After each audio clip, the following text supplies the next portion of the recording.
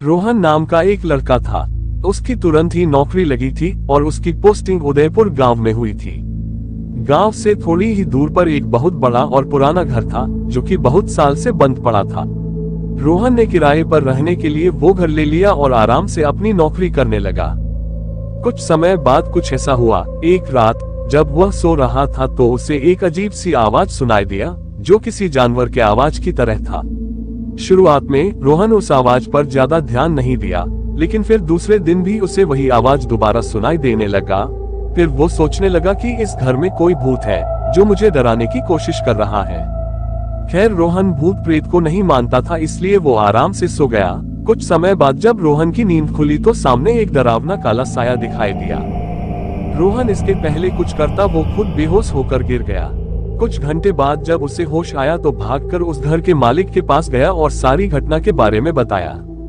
फिर मालिक ने रोहन को बताया कि हमारे घर के ऊपरी मंजिल में एक भूत रहता है। बहुत साल पहले इस गांव के कुछ लोग उसके साथ गलत व्यवहार करके उसकी हत्या कर दिए थे। तब से लेकर आज तक उसकी लाश का पता नहीं चला है। कई लोग तो ये भी बताते थे कि रात के समय में इस रास्ते से अगर कोई जाता था तो वो भूत उसे अपने घेरे में ले लेता था और कई दिनों तक उसका पीछा नहीं छोड़ता था, लेकिन उसे अभी तक कोई देखा नहीं है। कभी कभी उसकी डरावनी आवाज सुनाई देती थी और सबकी नींद उड़ा देती थी। रोहन मकान मालिक की पूरी बात सुनने के बाद सोचा कि यह सब कुछ केवल एक कल्पना और बकवास बातें हो सकती है। क्योंकि वो भूतों में विश्वास नहीं करता था, इसलिए वो वहां से चुपचाप अपने घर चला गया। कुछ दिन बाद रात के समय लगभग 11 बजे के करीब रोहन खाना खाकर टहल रहा था तो उसने देखा कि चारों तरफ अंधेरा छाया हुआ था और एकदम शांत माहौल था। फिर उसकी नजर दीवार पर गई और देखा कि घर के सारे दीवारों दरवाजों पर जानवरों की तरह कुछ निशाने बनी हुई थी और बहुत से वस्तुओं को बिना किसी वजह के ही अलग अलग जगहों पर रख दिया गया था। इससे पहले उसने वहां कुछ भी ऐसा नहीं देखा था। फिर एक रात कुछ ऐसा हुआ कि उसकी रूह कांप गई। रोहन अपने घर में अकेले सो रहा था, तब उसे एक डरावनी सी आवाज सुनाई दिया। रोहन नींद से उठ गया और इधर उधर देखने लगा कि कौन है जो इतनी डरावनी आवाज निकाल रहा है, लेकिन कहीं से भी कोई दिखाई नहीं दिया और थोड़ी ही देर में वो आवाज बार बार सुनाई देने लगी। जल्दी से रोहन अपने कमरे की लाइट जलाया तो देखा कि एक बहुत ही भयानक और डरावनी दृश्य उसके सामने खड़ा है और उसे घूर रहा है।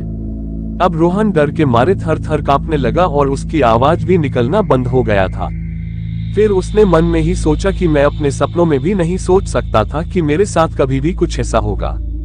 हे भगवान, अब आप ही मेरी कुछ मदद करिए। उसने देखा कि कमरे के बीच में एक आदमी खड़ा था जिसका शरीर काफी लंबा और डरावना था। दूध की तरह उजले और लहराते बाल थे और दोनों आंखें खून से लथपथ थी। वह भूत को डरावने रूप में अचानक अपने सामने देखकर उसकी हालत खराब हो गई थी। रोहन ऐसा भयानक और डरावना भूत अपने जिंदगी में कभी पहले नहीं देखा था। जैसे तैसे करके वह उस घर से भागा। खैर उस घर से निकलने के बाद उसे ऐसा लगने लगा था कि वह सारी रात उस घर में वो अकेले नहीं था, उसके साथ शायद कोई भूत था। उसने बार बार पीछे मुड़कर देखा लेकिन कुछ नहीं था।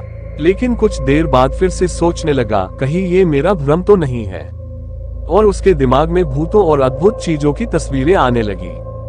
सच्चाई जानने के लिए उसने दोबारा उस कमरे में जाने का फैसला किया, लेकिन इस बार उसने अपनी दोस्त को साथ लेकर गया। दोनों फिर से उस घर में पहुंचे और उन्होंने कमरे की लाइट चालू कर दी। इस बार उन्हें घर में पहले से भी ज्यादा डरावना दृश्य दिखाई दिया। दीवार के चारों तरफ लिखे हुए कुछ शब्द और तस्वीरें थी जो उन्हें अजीब लग रही थी। फिर उन्हें घर के एक कोने में बहुत बड़ा लोहे का बना हुआ एक डब्बा दिखा। जब वे लोग उस डब्बे को खोला तो उन्हें एक भयानक चीज देखने को मिला। उस डब्बे में एक आदमी का लाश पड़ा हुआ था जिसका सिर अलग हो गया था।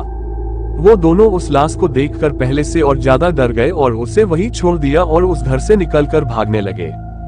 लेकिन जैसे ही दोनों वहां से भागने लगे वैसे ही उनके कानों में एक डरावना आवाज सुनाई दिया, जैसे उन्हें कोई कह रहा हो, वही रुक जाओ, यहाँ से वापस जाने का सोचना भी मत, अब तुम दोनों मेरे शिकार बन गए हो, रुक जाओ वहीं पर, नहीं तो मैं तुम्हें अभी मार डालूंगा। रोहन और उसके दोस्त वहीं रुक गए और पीछे मुड़कर देखा तो उन्हें कोई नहीं दिखाई दिया, बस उसकी आवाजें सुनाई दे रही थी। फिर क्या था, वो लोग एक दूसरे का हाथ पकड़ा पर वहां से भागते हुए उस घर से कहीं दूर रुके। थोड़ी ही देर में सुबह हो गई। दोनों दोस्त गांव में गए और डरते हुए उन्होंने अपनी घटना सारे गांव वालों से बताया। और उन लोगों को सावधान करवाया कि गलती से भी कोई इस घर में न जाए। हम लोग तो जैसे तैसे करके वहां से भाग गए, लेकिन अब दोबारा कोई वहां गया तो शायद वो जिंदा वापस ना आए। आप लोग कभी मत जाइएगा। और रोहन उसी दिन अपना पोस्टिंग किसी और जगह करवाया और उसी दिन वहां से अपना सारा सामान लेकर हमेशा हमेशा के लिए चला गया।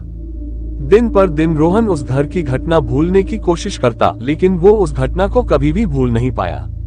और उसकी रात भी खराब होने लगा था। वो अब रात को सोने में डरने लगा था।